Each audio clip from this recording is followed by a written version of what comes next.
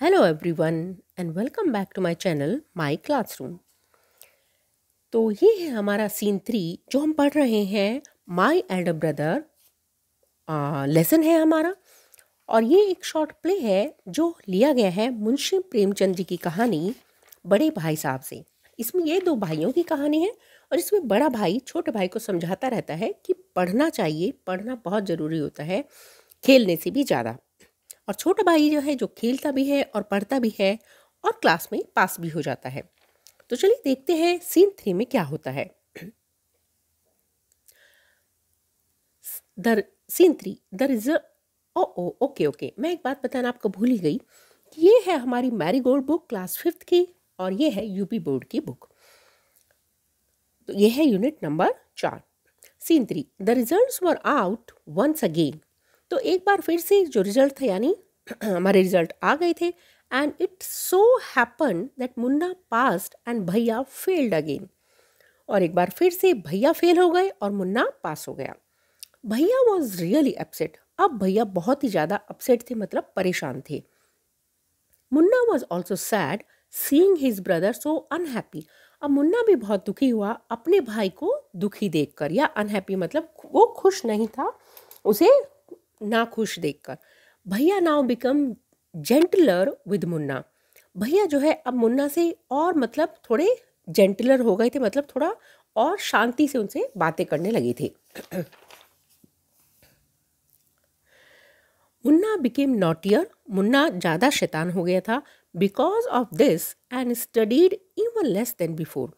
अब मुन्ना क्योंकि पास हो गया था तो मुन्ना ज़्यादा शैतान हो गया था और इसी के कारण वो थोड़ा कम पढ़ने लगा था। मुन्ना टॉकिंग अलाउड, आहा आई एम लकी। मुन्ना बोलता है खुश होकर, अरे मैं तो बहुत लकी हूँ। आई कैन पास इजीली, मैं तो आराम से पास हो जाता हूँ। I need not study so hard. मुझे इतनी ज़्यादा पढ़ाई की ज़रूरत नहीं है। नीड मतलब बोलते हैं जब ज़रूरत नहीं होती है।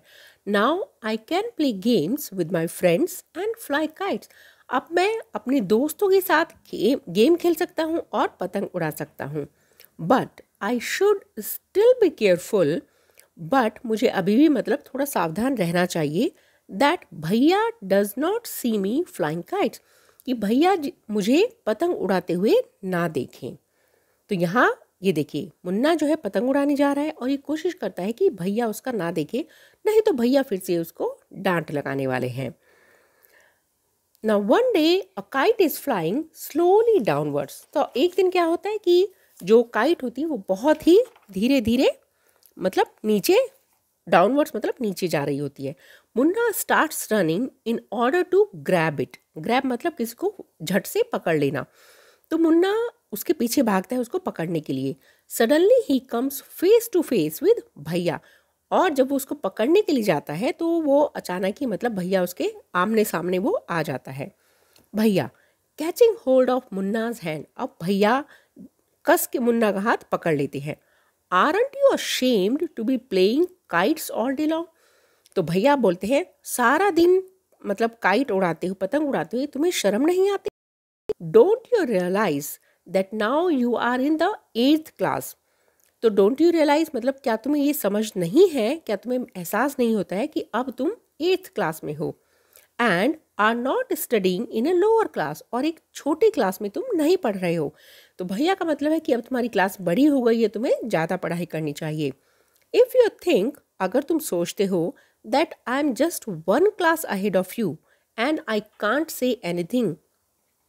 तो भैया कहता है कि अगर तुम्हें लगता है कि मैं तुमसे सिर्फ 1 क्लास आगे हूँ और तुमसे कुछ भी नहीं कह सकता, यू आर रॉन्ग, तुम गलत हो। I am 5 years older than you are.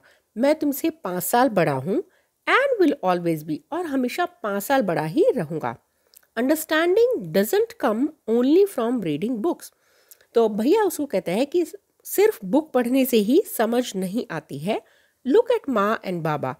तो भैया बताता है कि हमारे मतलब जो माँ और बाबा है उनकी तरफ देखो।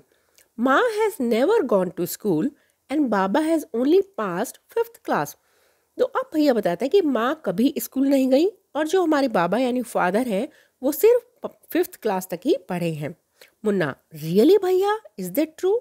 मुन्ना कहते हैं क्या भैया रियली भैया मतलब वास्तव में, इज दैट ट्रू, क्या ये सच है?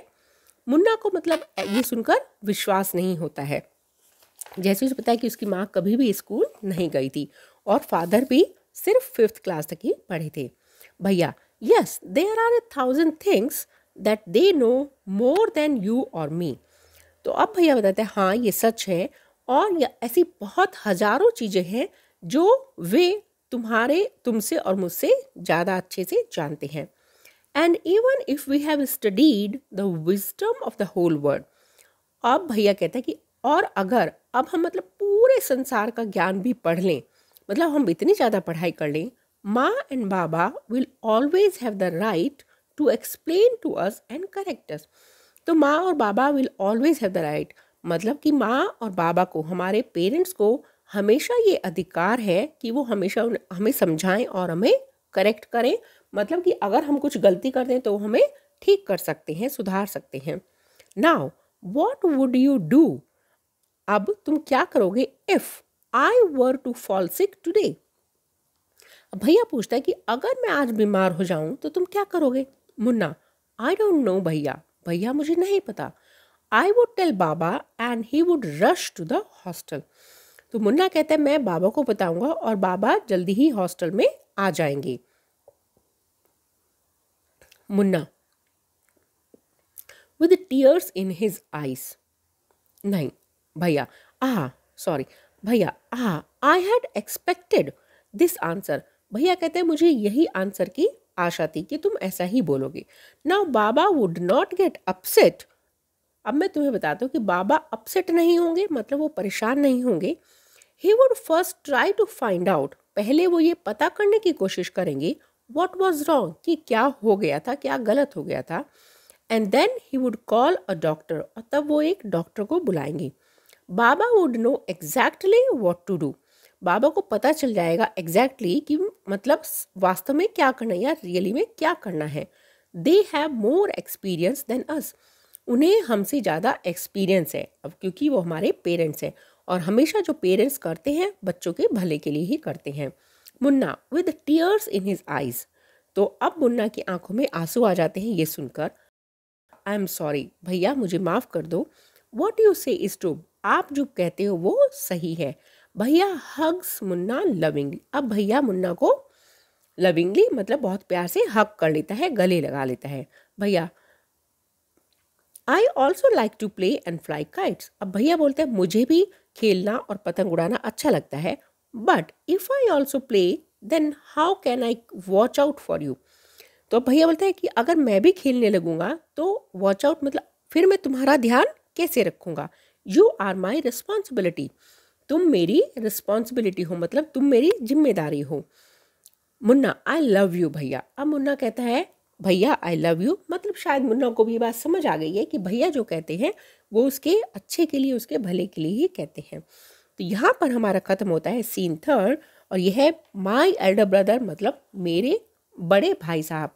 तो ये 2 भाइयों की कहानी है जहाँ बड़ा भाई हमेशा छोटे भाई को समझाता रहता है कि उसे हमेशा नहीं खेलना चाहिए, थोड़ा पढ़ाई पर भी ध्यान देना चाहिए।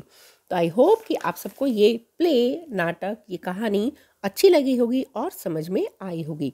तो जल्दी ही अगले वीडियो में हम इसकी एक्सरसाइज, क्वेश्चन आंसर वो सब कवर करेंगे।